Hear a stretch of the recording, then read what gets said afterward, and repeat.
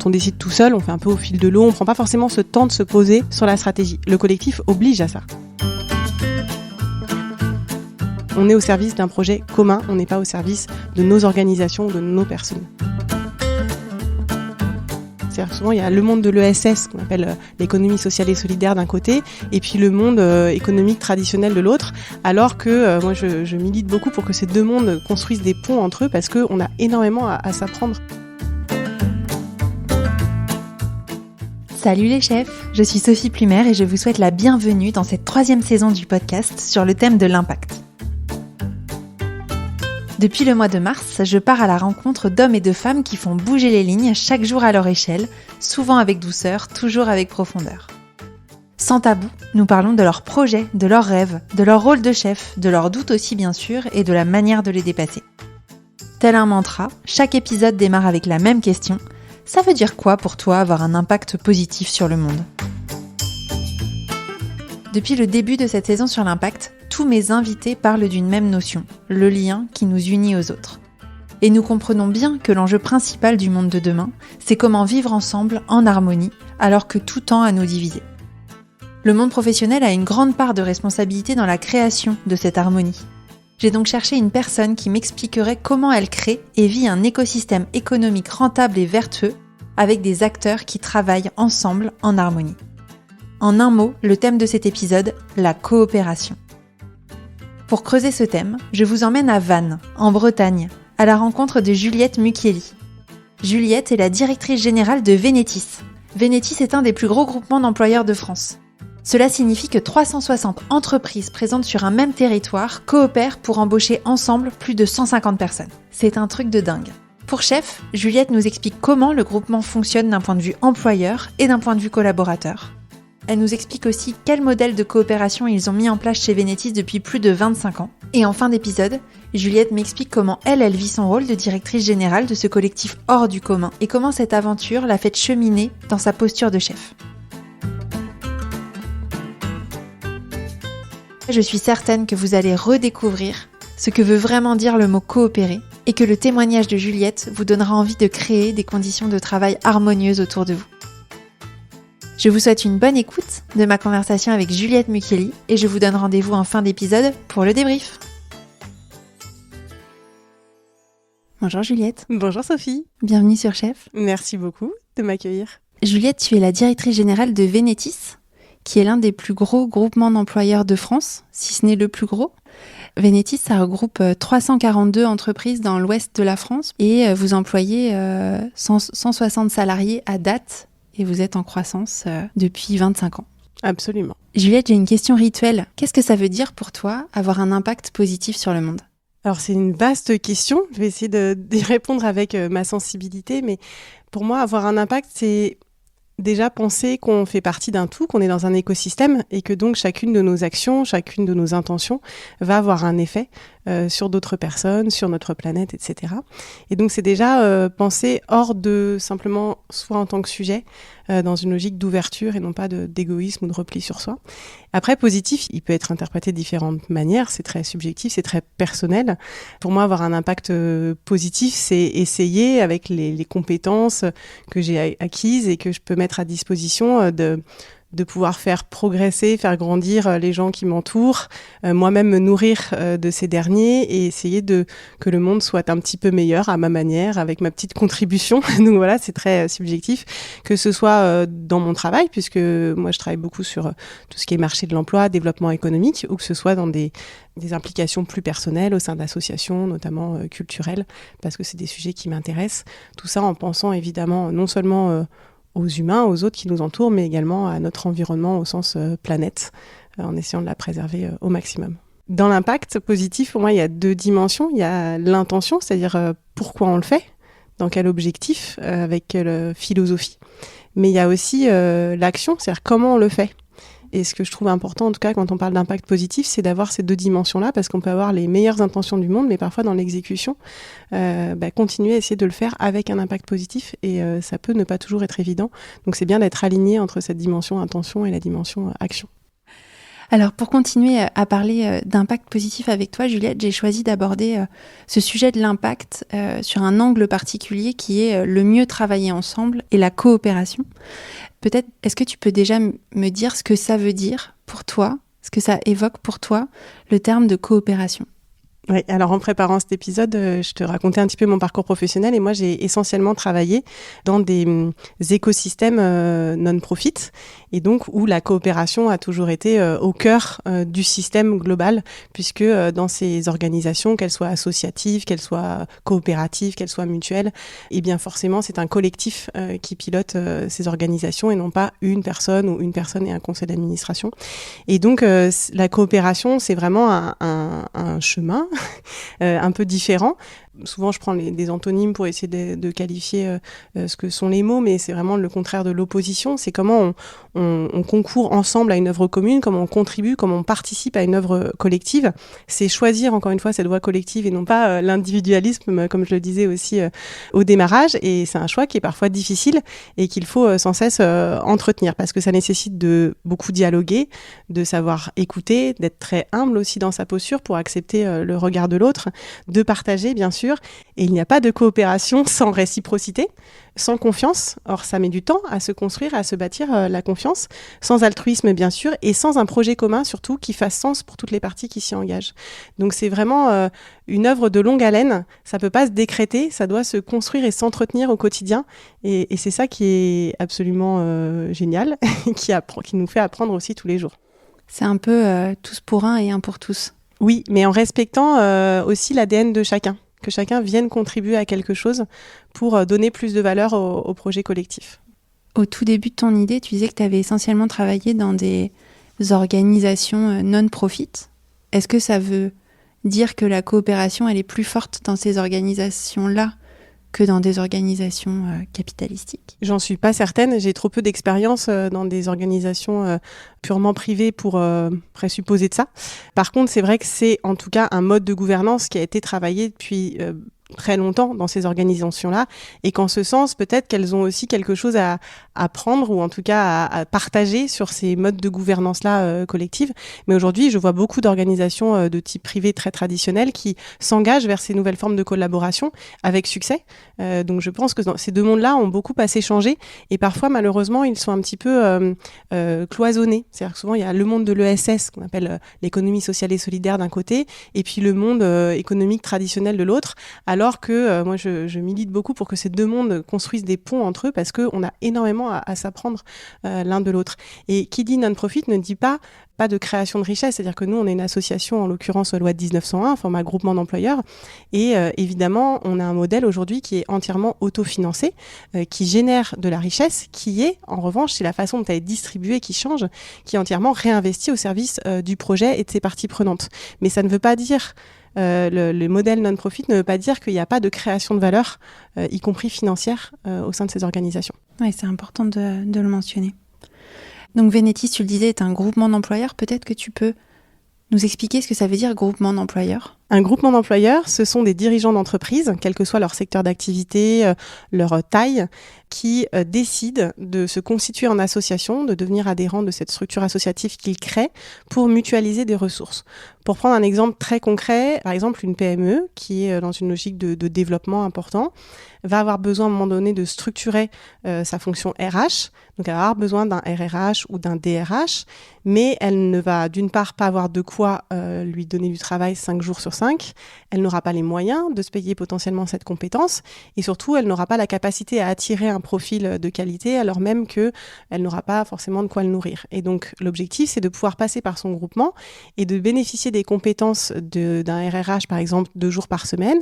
Et le groupement d'employeurs, son rôle c'est d'embaucher en CDI cette personne et de la mutualiser entre 2 organisations adhérentes, l'une qui va bénéficier de ses compétences 2 jours par semaine et l'autre 3 jours par semaine.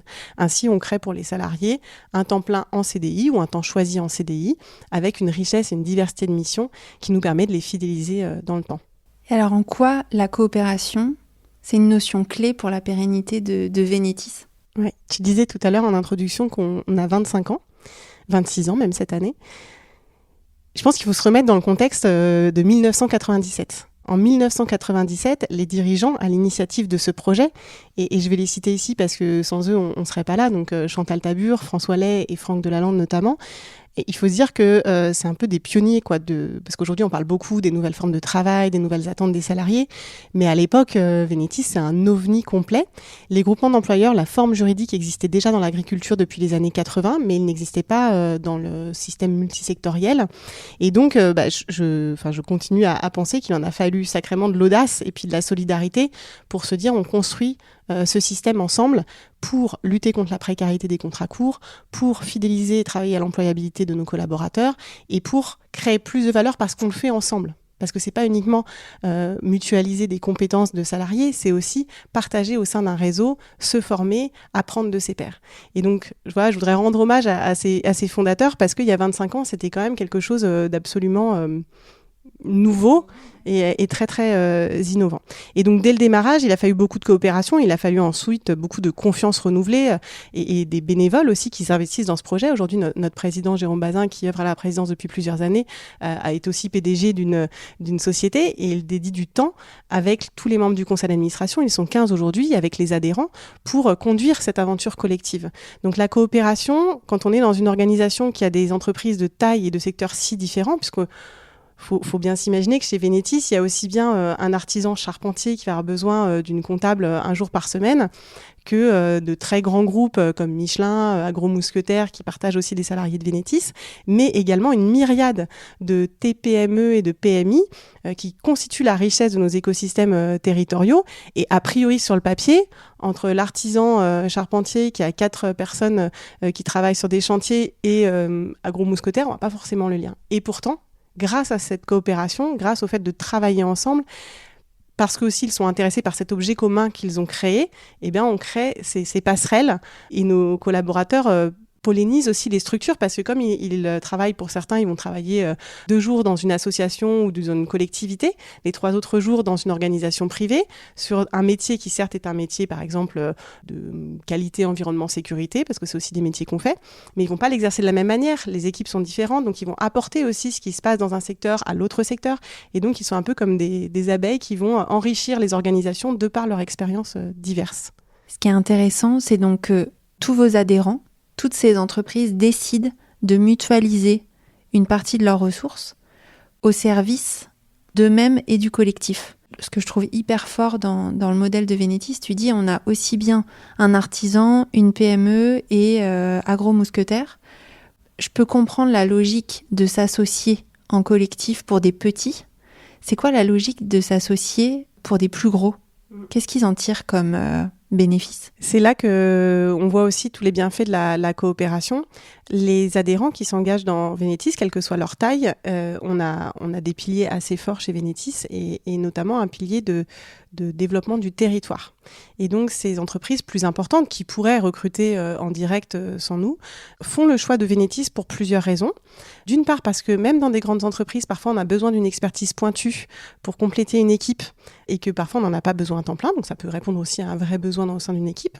Mais c'est aussi pour eux un engagement sur leur territoire. C'est-à-dire que c'est parce que on mutualise avec des entreprises de différents secteurs, de différentes tailles, que le modèle peut être soutenable et peut perdurer dans le temps. Donc ces entreprises, elles s'engagent aussi pour leur territoire, elles s'engagent pour lutter contre la précarité des contrats courts, elles s'engagent aussi dans une logique RSE, et d'ailleurs souvent, Vénétis figure dans les rapports RSE des grandes entreprises que nous accompagnons, parce qu'elles ont aussi ce rôle sur leur territoire de s'attacher à accompagner les dynamiques d'emploi et les dynamiques de développement économique tout simplement.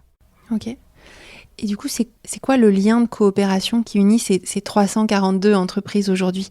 Est-ce qu'elles sentent qu'elles coopèrent ? Alors ça, il faudrait leur demander directement. Alors on a des systèmes quand même pour des baromètres notamment pour essayer de percevoir. Et puis on est beaucoup sur le terrain avec les équipes de Vénétis, donc on perçoit aussi un certain nombre de signaux. Évidemment, comme dans toute forme associative, coopérative, etc., il y a ceux qui sont particulièrement investis, il y a ceux qui le sont un petit peu, puis il y en a certains qui ne sont beaucoup moins ou qui ne le sont pas du tout.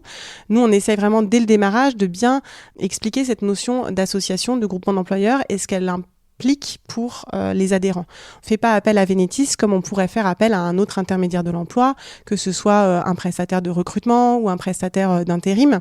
On a un lien déjà très légal, entre guillemets, puisqu'il y a le principe de ce qu'on appelle la responsabilité solidaire.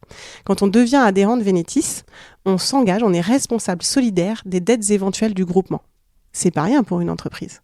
Donc, forcément, on y met quelque chose de son entreprise au service du collectif. Donc déjà, de par ce lien juridique, contractuel, ils sont déjà particulièrement engagés dans l'association.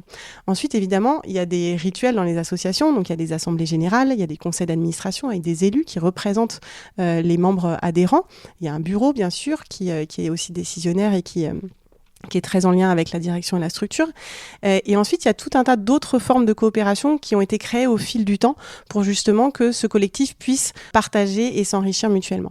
Donc, il y a des formes de coopération qui peuvent être, par exemple, sur un projet, on va solliciter un certain nombre de nos parties prenantes pour contribuer à la création du projet. Donc, ça peut être sur tout un tas de sujets, un sujet d'amélioration continue, un projet, là, on est en train de faire un repositionnement de notre marque et un travail sur l'identité graphique. Donc, c'est aussi un jury composé de parties prenantes qui a contribué à ce projet. On a travaillé à notre feuille de route stratégique, j'en parlerai peut-être tout à l'heure. Mais voilà, ça nous a pris 2 ans de construire cette feuille de route stratégique, mais parce que on a voulu mettre autour de la table toutes les personnes qui nous semblaient importantes d'impliquer. Donc, ça représente 70-80 personnes qui ont été impliquées.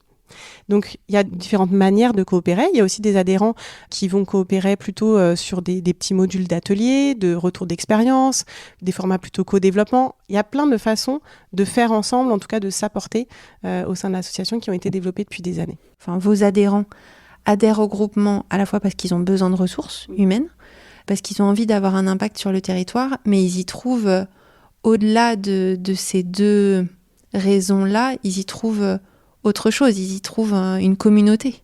Absolument. Tu peux nous expliquer un petit peu ça ? Oui, peut-être pour donner un exemple très concret et qui, je pense, a touché beaucoup d'entreprises. Pendant la période Covid, beaucoup de nos adhérents ont souffert parce que leurs activités étaient fortement impactées par cette crise. Et donc, moi, je suis arrivée après la période Covid, mais quand j'ai regardé ce qui s'était passé et que j'ai essayé de comprendre avec les équipes ce qui s'était joué pendant ce moment-là, parce que j'étais très surprise que nous ayons réussi à maintenir l'ensemble des emplois sur cette période-là, j'ai essayé de comprendre comment justement la coopération s'était mise en marche. Et donc, la responsabilité solidaire, c'est pas juste quelque chose sur le papier qu'on signe sur un contrat, c'est que les adhérents qui allaient moins bien ont dû se séparer des ressources à temps partagé qu'ils avaient de façon assez rapide. Et pour préserver les emplois, on a sollicité, enfin à l'époque, les équipes ont sollicité les adhérents qui, eux, allaient bien, parce qu'il y avait aussi des adhérents dans la période Covid qui continuaient à bien fonctionner et qui même, pour certains, avaient des pics d'activité. Donc, mais voilà, certains de nos adhérents rencontrent une difficulté. Momentanément, ils ne vont plus pouvoir continuer à bénéficier des compétences de un tel et un tel. Est-ce que vous pourriez de façon ponctuelle ou sur le plus long terme, augmenter le temps de travail ou l'accueillir chez vous pour lui confier une mission. Et en fait, toute la solidarité, la coopération des entreprises s'est mise en marche et les uns et les autres ont dit, bien sûr, moi, en ce moment, je suis en forte charge et en plus, j'ai des projets transverses à mettre en place. Je vais accueillir ce salarié pendant 6 mois chez moi, je vais lui confier un projet et puis, si ça va mieux chez l'adhérent qui est en face, et bien, au bout des 6 mois, il pourra retourner chez lui. Donc, c'est une coopération très pratico-pratique. Je veux dire, c'est pas forcément des choses très intellectuelles ou très complexes. Parfois, c'est juste du bon sens. Et le groupement d'employeurs, il est là pour accompagner les entreprises quand ça va bien, mais il est aussi là pour accompagner les entreprises quand ça va moins bien. Et c'est ça la puissance de ce collectif, c'est que comme on est multisectoriel, qu'on a des sociétés de toute taille, c'est peu probable que tout ensemble rencontre des difficultés. Et donc, en fait, ça permet au système de s'équilibrer et aux salariés de préserver, d'avoir leurs emplois préservés. Je suis aussi intéressée par savoir quelle expérience collaborateur des salariés de Vénétis, puisqu'ils sont salariés de Vénétis et ils travaillent pour un ou plusieurs adhérents, donc ils ne sont pas des clients, comme ça se pratique parfois dans le monde de l'intérim ou du conseil.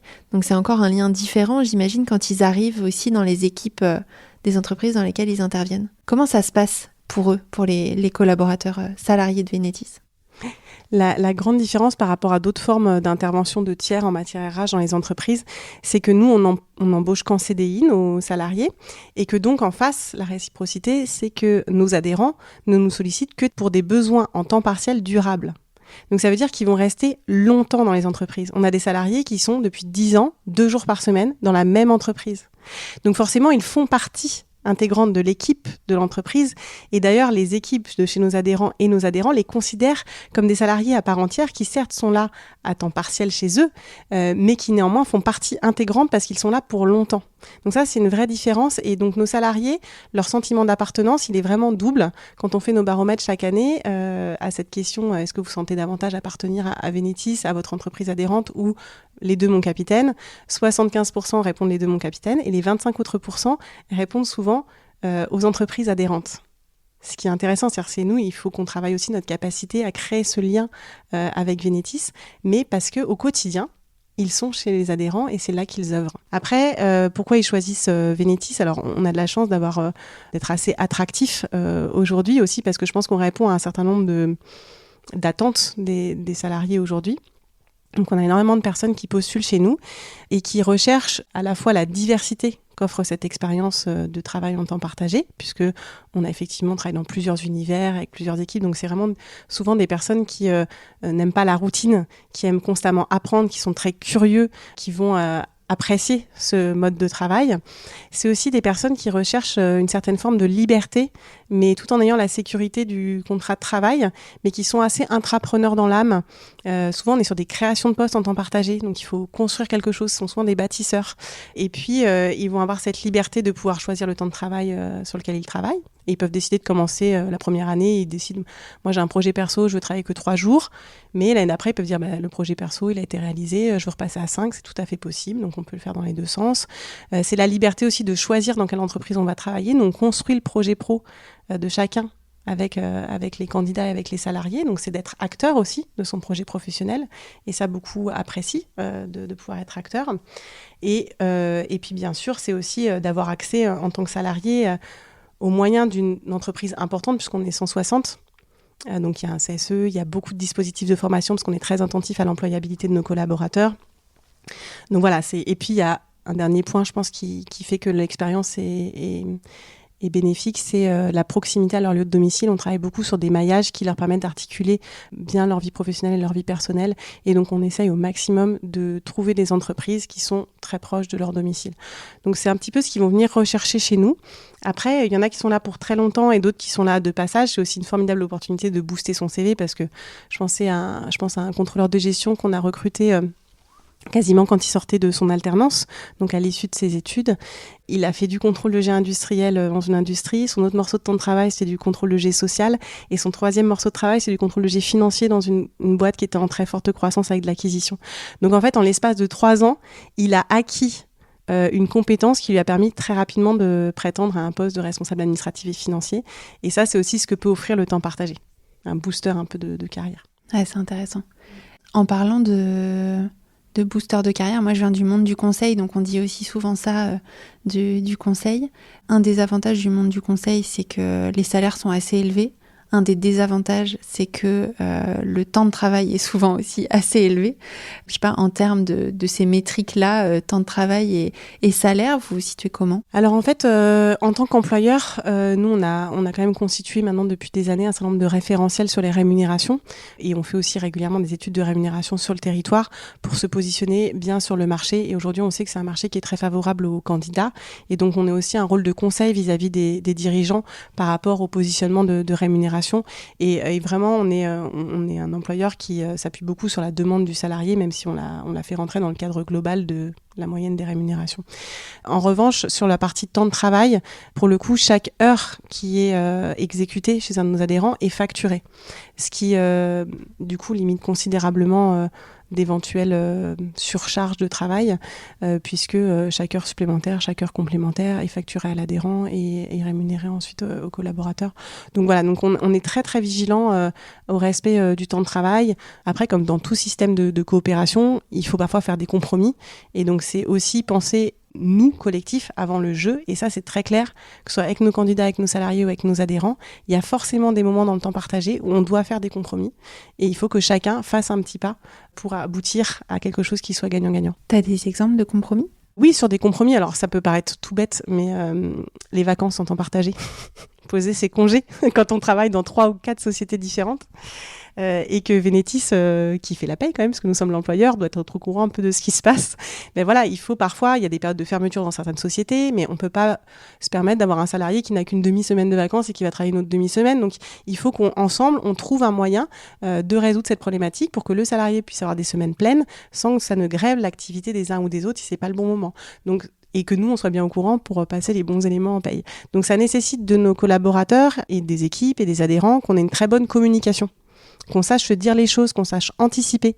Et donc ça, c'est un exercice du quotidien, parce que comme on ne se voit pas physiquement, ça nécessite vraiment que chacun fasse sa part, informe, tienne au courant, fasse un petit bout du chemin. Est-ce que tu dirais que coopérer, c'est difficile ? Oui, c'est difficile. Alors, c'est difficile, on n'a pas été formés comme ça. En fait, dans notre système de formation en France, on est plutôt dans une logique de pure compétition, ne serait-ce que quand on voit des concours qu'il faut passer, même quand on voit les travaux qui nous sont demandés tout au long de notre parcours scolaire, c'est souvent des travaux solitaires, il y a assez peu d'exercices de groupe, en tout cas à mon époque c'était peu le cas, et de ce que je vois aujourd'hui, même dans des gens qui m'entourent, ça l'est toujours assez peu. Et en ce sens, forcément, on a été formaté d'une certaine manière. Et donc, ça veut dire aussi déconstruire ça pour apprendre à travailler ensemble. Et c'est pas toujours une évidence. J'ai eu la chance de partir dans un voyage d'exploration à Stockholm, où il y a un management par la culture du consensus.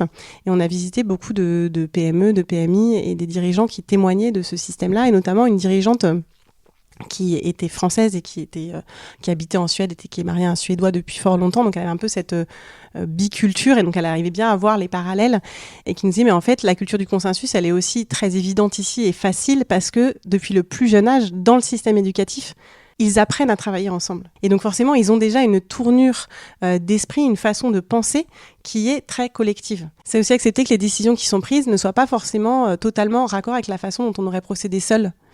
Alors pour ça, il y a des petits systèmes pour pas enrayer la machine non plus, parce que le risque, c'est aussi de ne jamais décider. Donc ça serait l'extrême, mais il faut quand même que la machine, elle avance. Donc par exemple, pour donner un exemple là sur les travaux stratégiques qu'on fait, on a un système qui nous a été apporté par une personne externe qui nous a accompagnés, de feu vert, feu rouge, feu orange. Feu vert, je suis parfaitement en face, ça me va très très bien, etc. Feu orange, c'est pas comme ça que je l'aurais fait, mais je peux vivre avec, et en tout cas, je ne m'y oppose pas. Feu rouge, c'est une opposition d'un des membres, d'une des parties prenantes très forte. Et donc, ça veut dire qu'il faut qu'on retravaille sur ce feu rouge jusqu'à en faire un feu orange à minima. Mais voilà, quand il y a des feux oranges, c'est pas exactement la manière dont on l'aurait fait. Donc, c'est aussi accepter ça. Ça me fait penser à ce que tu expliques au collectif So Wow que j'ai créé avec 4 autres podcasteuses. On est 5, donc on n'est pas 360. Mais déjà à 5, pour se mettre d'accord sur des choses, on va dire un peu simples, mais quand même fondatrices, comme le nom, notre logo, nos modes de fonctionnement, etc., notre offre de service. En fait, on a dû passer par aussi ces étapes de feu vert, feu orange, feu rouge. Et en fait, on s'est rendu compte qu'à chaque fois qu'on creusait les raisons d'un feu orange et surtout d'un feu rouge, mais même d'un feu orange, en fait, ça nous faisait aller encore un cran plus loin. Et ça nous faisait vraiment... c'était plus exigeant, comme tu disais. Ça peut prendre plus de temps. Je pense qu'on y reviendra sur le sujet du temps. Mais ça nous fait aller encore plus loin. Et in fine, à la fin, on est beaucoup plus fiers et plus satisfaites en collectif de ce qu'on produit. Mais je suis tout à fait d'accord. Et en plus, l'autre chose que je trouve très très intéressante en fonctionnant comme ça, c'est que peut-être que ça prend plus de temps à la mise en place. Mais en revanche, quand il s'agit de passer à l'exécution, comme on a tellement discuté, échangé, écouté les uns les autres, et bien finalement, on va beaucoup plus vite dans l'exécution. Donc finalement, peut-être le temps qu'on a eu l'impression de perdre à préparer et à se mettre bien d'accord sur ce qu'on voulait faire ensemble, et bien finalement, il est récupéré dans la phase où on doit déployer le projet. Donc ça, je pense que c'est vraiment très bénéfique de prendre ce temps-là. Et puis autre chose, ça oblige ces organisations coopératives, enfin la coopération oblige à penser la stratégie, à mettre la stratégie tout en haut. Quand on décide tout seul, on fait un peu au fil de l'eau, on prend pas forcément ce temps de se poser sur la stratégie. Le collectif oblige à ça. Donc, c'est-à-dire qu'on est obligé de penser sa stratégie, sa vision, pourquoi on le fait, avec qui on le fait, comment on va le faire, quelles sont nos valeurs, c'est-à-dire dans quel cadre on veut opérer, quels sont les principes d'action qui sous-tendent ces valeurs. Et en fait, tous ces phases stratégiques permettent ensuite à chacun d'être beaucoup plus autonome et responsabilisé aussi dans l'exécution qui suivra derrière.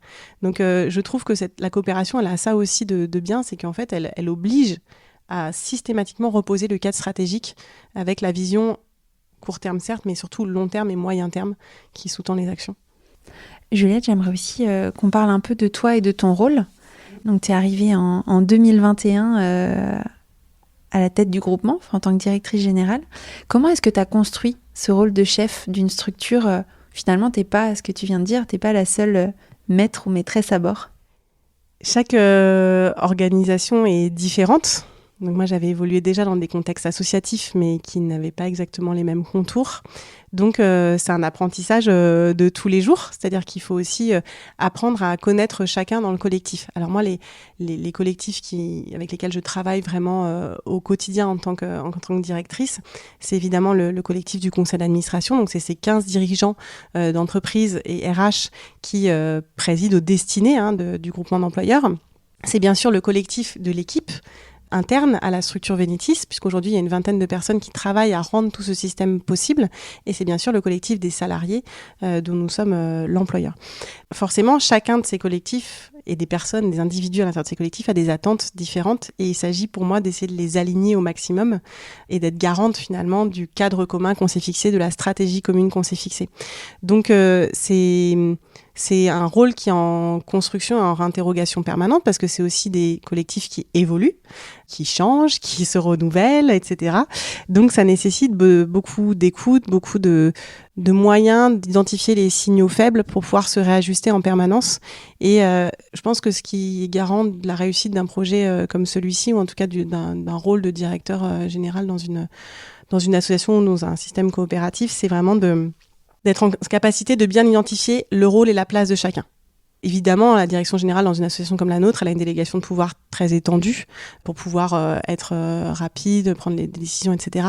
Mais néanmoins, il y a un cadre et il y a des prérogatives régaliennes qui appartiennent au conseil d'administration, qui appartiennent peut-être à l'équipe, qui appartiennent aux salariés. Et donc, c'est de bien être clair. Alors, souvent, moi, je fais une petite matrice que tu connais peut-être, qui s'appelle le RACI, qui est une matrice qui permet d'identifier vraiment qui est responsable de l'exécution d'un sujet, qui en a la responsabilité, la validation, et doit donner son accord, qui doit être informé, qui doit être consulté parce qu'il peut apporter à cette dynamique. Et en fait, quand ce RACI est très clair, les rôles de chacun sont très faciles ensuite à mettre en œuvre. Quand ce n'est pas bien défini ou peu défini, ça peut créer des difficultés majeures dans la gouvernance d'une association comme la nôtre. Donc voilà, moi j'ai essayé de structurer toute cette partie-là. Évidemment, j'ai la chance d'avoir un conseil d'administration qui est super impliqué et qui donc m'accompagne aussi beaucoup, et on est très complémentaires aussi dans les compétences. Moi, la solitude du dirigeant ou de la dirigeante, je l'ai presque pas, je suis chanceuse. Mais voilà, si j'ai un sujet financier, un sujet RH, j'ai 340 personnes que je peux appeler pour leur demander comment ils font chez eux. Et je suis capable d'identifier qui va pouvoir m'apporter un éclairage, va pouvoir me challenger sur une idée, etc. Donc, c'est une richesse incroyable, mais dans le respect des rôles de chacun. Est-ce que tu te sens, je sais pas, tu es l'égal des 360 chefs d'entreprise qui sont adhérents de votre groupement ? Moi, je suis à leur service. Je suis à leur service. Ma fonction, mon quotidien ressemble beaucoup au quotidien d'un dirigeant de PME, dans la façon dont je déroule mes journées, dans les tâches et décisions que j'ai à prendre. En revanche, au sein de l'association, je suis bien à leur service. C'est eux mes employeurs. Donc ça change quand même la donne par rapport à un dirigeant qui se lance à son compte. Donc moi, je suis plutôt un catalyseur, c'est-à-dire que je suis garante évidemment des valeurs, de la vision, etc., du respect de ce cadre. Je suis un catalyseur de tous ces collectifs pour qu'ils fonctionnent bien ensemble. Et puis, je dois embarquer l'ensemble de ces personnes-là vers ce projet commun qu'on a façonné ensemble. Mais je suis aussi, de passage, j'hérite d'une part de quelque chose qui a été construit et qui a été construit pierre à pierre après pierre, avec aussi beaucoup d'attention par beaucoup de personnes. Donc, je suis consciente aussi que c'est précieux et qu'il faut vraiment en prendre bien soin. C'est une horlogerie très fine, un collectif comme le nôtre. Et puis, d'essayer, dans le temps que je serai dans cette association, de la rendre encore plus utile pour tous les membres qui la constituent. Donc ça, c'est important. En aucun cas, ce sont les décisions financières, les décisions majeures, stratégiques. Je n'engage pas ma responsabilité personnelle, je n'engage pas mon argent, j'engage l'argent des adhérents, j'engage le fruit du travail de nos collaborateurs. Et donc à chaque fois qu'on doit prendre une décision, c'est bien ça qu'on se remet en tête. Et de la même manière, les les adhérents qui sont au conseil d'administration, ils ne sont pas là pour représenter leur structure.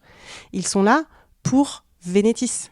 Et donc parfois, en conseil d'administration, on est amené à prendre des décisions qui peut-être vont pénaliser un des administrateurs qui, parce que sa structure sera peut-être plus grosse, sera moins avantagée par la décision qui est prise. Mais ce qui prime, c'est l'intérêt de la majorité des membres de l'association. Et je crois que c'est parce qu'aujourd'hui, dans ce collectif, tout le monde a conscience de ça, que ça fonctionne. On est au service d'un projet commun, on n'est pas au service de nos organisations ou de nos personnes. Est-ce que cette aventure-là, Vénétis, a fait évoluer ta vision du leadership et du rôle de chef ? Oui. Alors, j'avais déjà cette pratique un peu empirique des gouvernances collectives. Peut-être qu'elle est plus structurée aujourd'hui. Ça m'a obligée forcément à ralentir un peu. On parlait de temps tout à l'heure et je te disais en off que je suis quelqu'un qui a beaucoup de projets, qui aime avancer assez vite, concrétiser rapidement ses idées et forcément le collectif prend du temps. Et donc c'est un vrai apprentissage pour moi et ça a changé aussi ma façon de voir les choses parce que là où peut-être avant je voyais ça comme une perte de temps, maintenant je vois vraiment l'apport que ça a de prendre ce temps et d'avancer pas à pas avec l'ensemble des parties prenantes de l'association. Donc ça c'est important. Évidemment ça fait appel à beaucoup de compétences différentes parce qu'il n'y a pas que du management direct.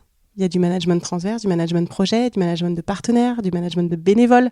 Et c'est pas du tout les mêmes façons de faire. Donc, c'est aussi réussir en fonction des personnes avec lesquelles on va travailler, à ajuster sa posture et pas avoir une unique posture qui est la seule et qui va peut-être, du coup, pas fonctionner avec certains membres du collectif. Donc, voilà, ça, ma pratique du leadership, elle a un petit peu changé en ce sens où je pense qu'aujourd'hui, cette adaptation à chaque personne, à chaque type de collectif. Je pense qu'elle s'est un petit peu développée. Et puis après, moi, j'ai jamais eu un mode de management, de leadership, si on appelle ça comme ça, très descendant. Donc, je pense que ça amplifie encore plus ce phénomène très horizontal que j'avais déjà dans mes appétences, dans ma façon de fonctionner. Après, ça convient pas à tout le monde, très clairement. Il y a des collaborateurs qui, au contraire, sont en attente d'un management beaucoup plus directif que n'est le mien, par exemple. Mais par contre, pour ceux qui aiment la responsabilisation, pour ceux qui aiment l'autonomie, pour ceux qui aiment pouvoir conduire des projets, se développer, apprendre, c'est une forme de leadership qui, sans doute, leur convient mieux. J'ai 2 dernières questions pour toi, Juliette. On a beaucoup parlé de tout l'avantage de la coopération, de ce que ça apporte aux adhérents, de ce que ça t'apporte, de ce que ça apporte aux salariés. Donc tout ça est très positif. Est-ce qu'il y a des limites ou des freins ?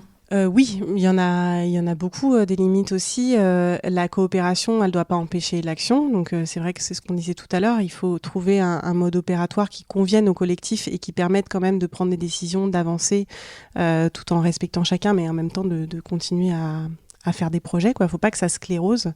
Donc ça peut être une limite de la coopération. Après, nous, on est des ardents défenseurs de la coopération, donc je vais pas t'en trouver beaucoup des limites, mais il y a aussi, en même temps, la coopération génère un système de valeurs et certains ne s'y retrouvent plus, donc ça veut dire aussi avoir le courage de prendre des décisions parfois difficiles quand un membre du collectif ne va plus être en ligne avec le format de coopération qu'on propose. Et parfois, ça peut générer des litiges qui sont pas forcément faciles à gérer. Voilà, après, y a des gens dans la coopération qui vont peut-être vouloir tirer la couverture à eux, donc il faut toujours les ramener au bon endroit. Mais en général, je trouve que c'est plutôt un système qui fait ses preuves. Il y a des moments où ça nous va et des moments où ça nous va moins bien. C'est Loïc Renard que j'avais interviewé dans le premier épisode de cette 3e saison sur la notion de communauté. Lui, il a vraiment créé une entreprise dont il est chef avec tous les pouvoirs d'un chef classique, et il a organisé son entreprise comme une communauté. Lui, il a la règle des 2 pieds. C'est dit, la règle de la communauté, c'est si un jour, à un moment donné, ça ne te convient plus, tu es libre de prendre tes 2 pieds et de partir. Je trouve que ça, c'est dans tous les systèmes, en fait, c'est hyper important d'avoir cette règle-là et d'avoir la capacité à le faire. Ma dernière question pour toi, Juliette, c'est qu'espères-tu pour le monde du travail de demain ? Qu'est-ce que j'espère ? Alors déjà, on a un monde quand même du travail qui bouge extrêmement vite, qui va à une vitesse folle. Donc il faut aussi, les attentes évoluent sans cesse, donc les organisations sont toujours obligées de se réadapter. Donc c'est une période qui est à la fois très réjouissante parce qu'elle offre un nombre d'opportunités colossales et qui en même temps nécessite vraiment de se réinterroger. Ça bouscule parfois nos modèles, nos représentations. Donc Moi, ce que j'en attendrais à titre personnel, parce que je suis convaincue que le travail il n'est pas toujours, mais il peut être un formidable outil d'épanouissement, de connaissance de soi, de fierté, d'intégration, tout ce qu'on peut imaginer, mais il ne l'est pas toujours. Donc moi, j'espère qu'on aura un monde du travail qui sera toujours plus inclusif, parce que c'est aussi ça dont il est question, un monde de possibilités qui laisse à chacun l'opportunité de trouver sa place, d'en changer aussi s'il a envie d'en changer. Et puis, alors on fonctionne beaucoup sur ces modèles-là chez Vénétis, mais on espère en tant que structure qu'on aura un monde du travail qui préférera la coopération à l'opposition, puisque c'est aussi je suis du podcast, l'agilité aux habitudes ancrées, parce qu'on est aussi dans ce pragmatisme-là qui est nécessaire sur nos territoires, l'équilibre au rapport de force, parce qu'on est convaincu que c'est dans cet équilibre qu'on peut créer de la valeur, l'ouverture et l'inclusion au repli sur soi et au conformisme, le partage bien sûr à l'accaparement individuel, et puis un monde où chacun pourra trouver sa place, et en tout cas le modèle qu'on défend chez Vénétis. Merci beaucoup Juliette. Merci à toi Sophie. À très bientôt. À très vite. Alors, qu'avez-vous retenu de ma conversation avec Juliette ?